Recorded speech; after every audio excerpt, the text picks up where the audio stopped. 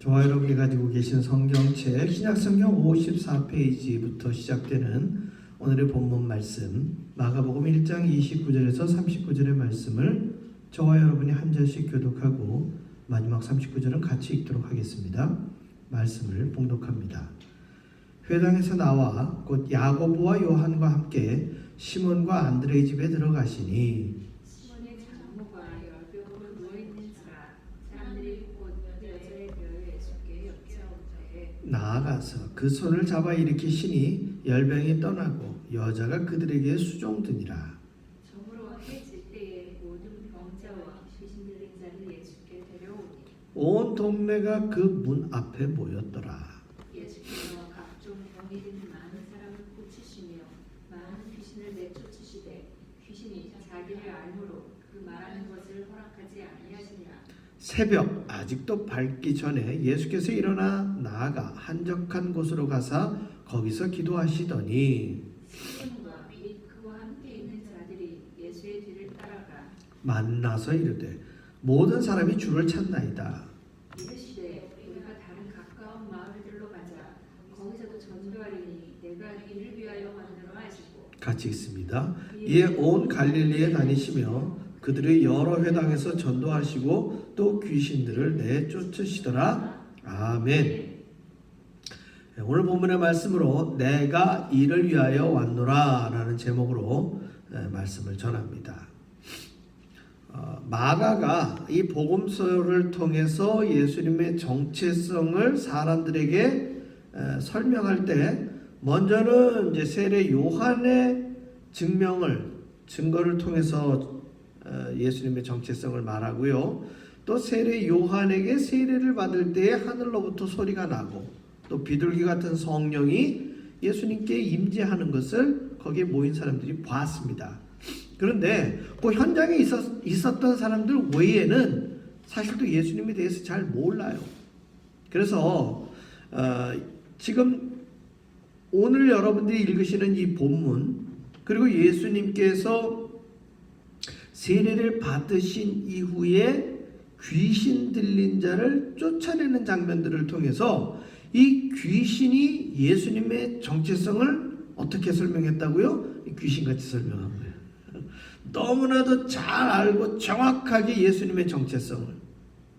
많은 둘러선 사람들은 세례 요한에게 이 세례를 받으면 세례 요한의 제자급으로 생각을 한다는 얘기죠. 그러나 그 사건을 본 사람이나 또 그러한 얘기를 들었던 모든 사람들이지만 궁극적으로 예수님이 하나님의 말씀을 가르치실 때 그 가르치심의 권위가 서기관이나 제사장들과는 완전히 다른 말씀의 권위가 있었다는 거예요. 사실 말씀의 권위의 가장 궁극은 뭐냐면 언행일치예요. 언행일치. 오늘날 우리 그리스도인들에게도 예수 믿는 우리들이 복음을 전하는 데 있어서 가장 중요한 건 뭐냐? 언행일치예요. 우리가 나 스스로 예수를 믿는다고 고백한다면 믿는 사람들이나 믿지 않는 사람들이 몇몇 가지 예수 믿는 사람들은 이렇게 산다라고 생각하는 기준이 있어요. 그 기준이 어느 정도냐 하면은요, 이런 것과 비슷해요. 같은 교회를 다닐 때 교회 공동체 안에 성도님들이 계시고 목회자가 있어요. 그랬을 때 성도님들은 목회자의 신앙적인 삶이 성도님들과 같은 것을 원해요? 성도님들보다는 조금 더 낫기를 원해요? 더 나은 모습들을 원해요. 그 나은 것을 어떤 설명으로 할 수 있는 갭이 있는 것은 아니지만 동일한 예수를 그리스도라 고백하는 교회 공동체 안에서도 어떠한 직분을 가지셨던 또 신앙의 연륜이 어찌 되었건 간에 대부분의 많은 성도님들은 한 교회에 있는 목회자들이 일반적인 삶이나 또 일반적인 생각이나 또 그 입에서 나오는 모든 말들이 성도님들보다는 도덕적으로, 윤리적으로, 또 상식적으로 모든 부분에 더 낫기를 원한다는 거예요. 그런 것과 똑같이 교회를 다니지 않는 일반 사람들은 교회 다니고 있는 그리스도인들이 우리 일반 성도님들이 목회자를 바라보고 그러한 도덕적, 윤리적, 상식적인 삶을 요구하고 기대하는 것처럼 교회 다니지 않는 사람들은 신앙생활을 하는 대부분의 그리스도인들을 그러한 도덕적, 윤리적, 상식적인 가치 기준을 가지고 본다는 얘기예요. 그래서 우리 예수 믿는 사람들이 복음을 전하는 것뿐만 아니라 성경을 잘 알아서 성경의 내용을 가지고서 조리 있게 복음을 전하는 것도 중요하지만 그보다 더 중요한 건 뭐예요? 삶의 자리를 우리가 다른 사람들, 예수 믿지 않는 사람들이나 같은 또 예수 믿는 사람들 앞에서 내가 어떻게 살아가고 있는지를 보여주는 것, 그것이 제일 중요한 복음의 힘이요, 복음 전파의 가장 기초라는 것이죠. 우리 예수님께서 귀신을 제어합니다. 귀신이 뭐라고 얘기했어요? 당신은 존귀한 자다. 심지어 하나님의 아들인 것을 이 귀신들은 알고 있었다는 것이죠. 하나님의 아들임을 넘어서서 그 존재가 누구인 것까지를 알았어요? 하나님인 것까지 알았다는 얘기예요. 그러니까 당신이 나와 무슨 상관이 있나이까? 나를 멸하러 오셨나이까? 이렇게 이야기하는 이유가 바로 예수님의 정체성을 정확하게 알고 있었다는 얘기예요. 그런데 그 예수님이 그 사람으로부터 나가라 했는데 만약에 귀신이 못 나가거나 안 나가면 예수님의 능력은 뭐가 되는 거예요? 사람들 눈에 전혀 그 정체성이 확증되지 못한다는 것이죠. 따라서 이 성경에 예수님께서 귀신을 쫓아내는 이 축사의 능력이라는 것은 굉장히 다양한 의미가 함축되어 있는 거예요. 근데 뒤에 보면 34절에 이런 말씀이 있어요. 예수께서 각종 병이 든 많은 사람을 고치시며 많은 귀신을 내쫓으시되 귀신이 자기를 알므로 그 말하는 것을 허락하지 아니하시니라 라고 되어 있어요. 귀신이 이야기를 하면 어떤 반응이 있을까요? 야, 정말 저 사람이 놀라운 사람인가 보다 이런 경향도 있겠지만 여러분, 우리 속담에 무슨 말이 있는 줄 아세요? 하도 되도 않는 소리를 하면 우리 속담에 무슨 말이 있어요? 귀신 신을 까먹는 소리 하지도 마라, 이런 속담이 있잖아요. 그 얘기는 뭐예요? 말도 안 되는 소리를 하지도 말라는 소리예요. 귀신이 이것도 정확하게 알고 있어요. 우리 속담을 알고 있다는 얘기가 아니라 보세요. 모든 사람들이 다 모르고 있는 가운데 귀신이 혼자 얘기를 하면 그거 어떻게 되는 거예요? 야, 예수라는 사람이 정말 놀라운 능력이 있구나. 귀신이 떠나가는구나. 이런 장면이 하나의 기적과 같이 되어지는데 오늘 성경에 보면 귀신 들린 사람들이 많이 왔어요. 많이 오다 보면 그 자리가 어떨까요? 정신없고 소란스러워요. 귀신이 떠드는 것과 같구나 라고 했었을 때 여러분, 귀신이 많이 모인 자리는 말입니다, 결코 거룩하거나 정결하거나 정숙하거나 그런 곳이 아니란 얘기예요. 우리 자녀를 키워보신 분들은 아시잖아요. 방 안이 어질러져 있고 전혀 정돈이 안 돼 있으면 뭐 나온다 그래요? 귀신 나온다고 얘기하잖아요. 지금 예수님께서 귀신을 쫓아내는 능력이 있다 보니까 각종 병든 자뿐만 아니라 어떤 사람들이 와요? 귀신 들린 사람들이 오는 거예요. 여기에는 두 가지 의미가 있어요. 첫째는 귀신 들린 사람이 자기 발로 오겠습니까? 사실은 도살장에 끌려가는 양이나 소처럼 어쨌든 다른 가족이나 다른 친지들의 손에 의해서 오겠죠. 그러면 아시다시피 가축들도 자기가 죽을 자리에 끌려갈 때는 소리가 어떻게 나온다고 그래요? 돼지 멱다는 소리라고 그러잖아요. 듣기 싫은 소리를 낸다는 소리예요. 이해가 되셔요?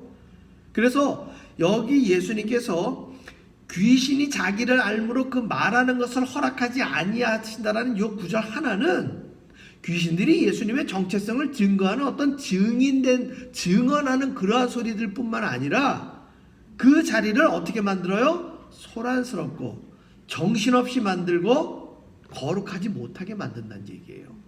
그러니까 예수님이 어떻게 얘기하시겠어요? 그들의 입을 막으시는 거예요. 그들의 소란스러움을 닫아버리시는 거예요. 예수님은 모든 병든 사람들을 고칩니다.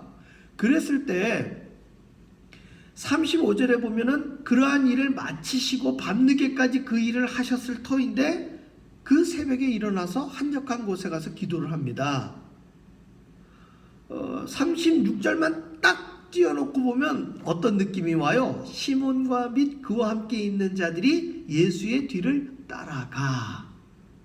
가로 열고 기도했더라 했으면 얼마나 좋겠어요. 그렇죠? 그런데 그 뒤에 구절을 보니까 만나서 이르되 모든 사람이 주를 찾나이다. 이 얘기는 뭐예요? 지금 제자들은 말이에요, 자기 선생님의 능력이 너무너무 놀라워서 지금 한껏 들떠 있는 상황이에요. 제자들은 자기들이 예수님을 따라가서 기도할 생각이 있는 것이 아니라 오히려 기도하고 있는 선생님을 지금 사람들 앞에 인기몰이 해야 되기 때문에 지금 데려가려고 그러고 있는 장면이에요. 예수님의 생각과는 사실 굉장히 거리가 먼 생각과 말과 행동을 하고 있다는 것이죠. 우리가 신앙생활 할 때에도 이와 마찬가지예요. 때때로 우리는 기도하면 우리의 기도가 응답받는 경우들이 있어요. 그럼 그 기도가 응답받으면 뭐 하고 싶어요? 그 기도 응답받은 것을 증거하고 싶고 자랑하고 싶고, 이 증거와 자랑이 비슷한 말인 것 같은데 미묘한 차이가 있어요. 어떤 차이가 있을까요? 증거를 하면 누가 드러날까요? 증거를 하면 주님이 영광 받으시고 예수의 이름이 나타나는 거예요. 자랑을 하게 되면 내가 나타나고 주님은 간 곳 없고 내 자랑만 남는다는 얘기예요. 그리고 예수를 믿는 사람이나 안 믿는 사람이나 이거는 진짜 잘 알아요. 그건 너무 잘 알아. 아, 저 사람이 지금 예수 믿고 은혜 받아서 지금 예수를 증거하는구나 라는 것과 저 사람이 예수를 빙자해 가지고 자기 자랑하는구나, 이걸 너무나도 잘한다는 얘기예요. 심지어 아주 대표적인 사례로 이런 게 있어요. 뭐 미국에서는 우리 자녀들이 대학 시험을 보는 이 SAT가 한국처럼 1년에 한 번 있는 수능이 아니고 뭐 늘 있기 때문에 그걸 한 번 잘못 보든 한 번 잘 보든 그걸 가지고 1비 1희 하지 않아요. 그런데 한국교회 같은 경우에는 동일한 시간대에 자녀들을 놓고 다 같이 시험을 보기 때문에 그 시험 결과에 따라서 같은 교회 공동체 안에서도요, 분위기가 굉장히 급변합니다. 그런데 그런 데서 눈치 없이 어떤 사람이 자기 아들만 성적 잘 나온 걸 가지고서 제가 열심히 기도했더니 우리 아들이 이번에 수능 점수 잘 나왔다라고 증거를 하는 그 순간 어떻게 돼버릴까요? 그 자녀들 가운데서는 시험 성적이 잘 나오지 않은 사람들도 분명히 있단 말이에요. 여러 가지 이유로. 그랬을 때 그렇지 않은 사람들은 대다수가 그 사람의 그 자녀가 점수가 잘 나온 그 그리스도인의 고백이 증거가 되는 것이 아니라 그 순간 뭐가 돼버리는 거예요? 자랑이 되는 것이고 상처받게 되는 거예요. 그래서 시몬 베드로를 비롯한 안드레나 야고보나 요한이 지금 들떠가지고 선생님을 많은 사람들 앞에 데리고 가가지고서 증거하려고 하는 그 순간 예수님이 어떻게 얘기하세요? 38절에 보니까 이르시되 우리가 다른 가까운 마을들로 가자. 거기서도 뭐 한다고요? 전도하리니. 여기가 핵심이에요. 많은 사람의 병든 것을 고치시고 귀신을 쫓아내는 것은 다 전도를 하기 위한 부차적인 방법론이에요.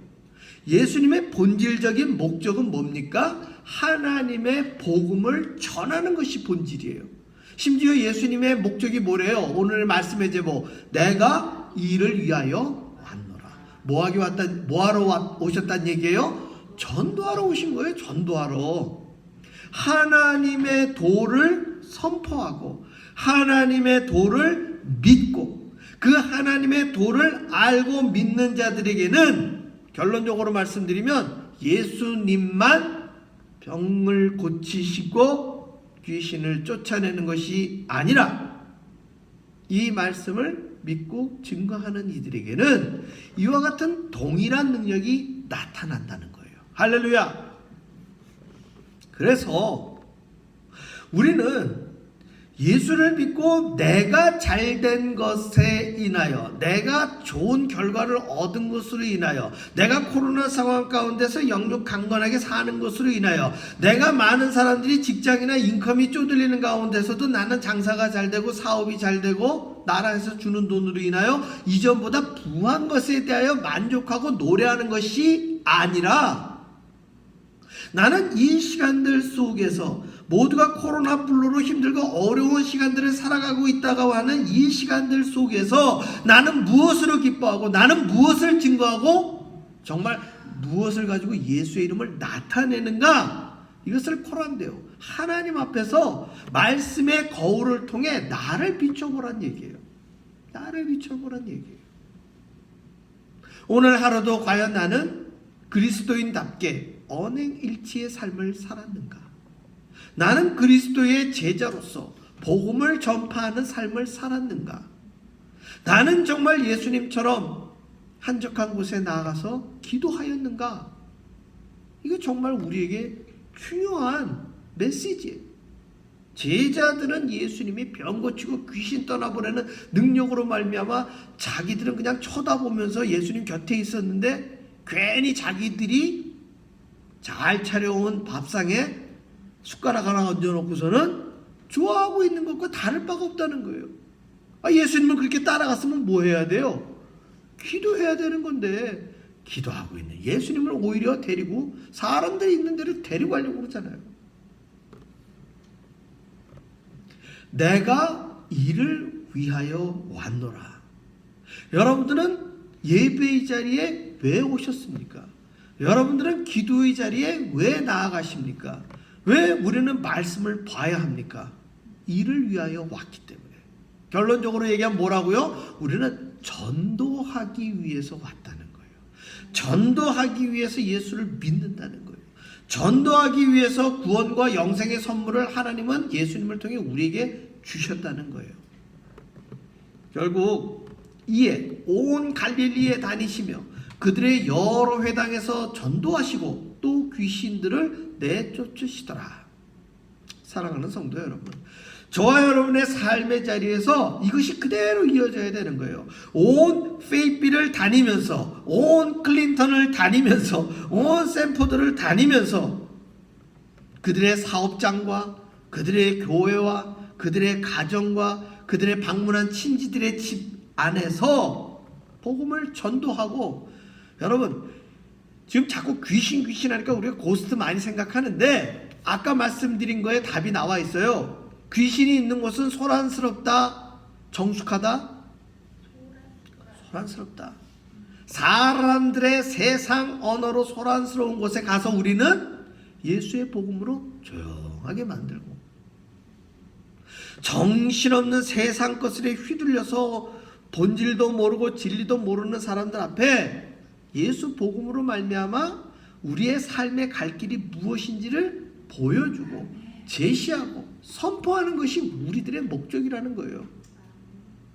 사실 요즘 21세기에 귀신 찾기가 더 어렵잖아요.